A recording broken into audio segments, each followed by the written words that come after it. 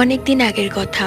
তখনকার সময় গ্রামে কোনো বিদ্যুতের ব্যবস্থা ছিল না, তাই সবাই রাত হলে হারিকেন বা কুপি ব্যবহার করত। আমার পরিচিত এক দাদির সাথে এই ঘটনাটি ঘটে। তার স্বামীর হাট থেকে বাড়ি ফিরতে বেশ রাত হয়ে যায়, প্রায় প্রায় এরকমটা হয়।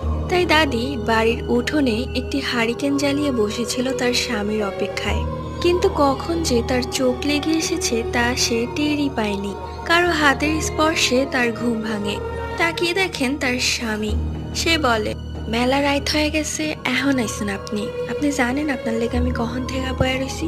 তার স্বামী কিছুই বলে না। দাদি আবারও বলে, কি হয়েছে, কথা কন্যাকের লেখা, ঘরে চলেন, মেলা রাইত হইছে।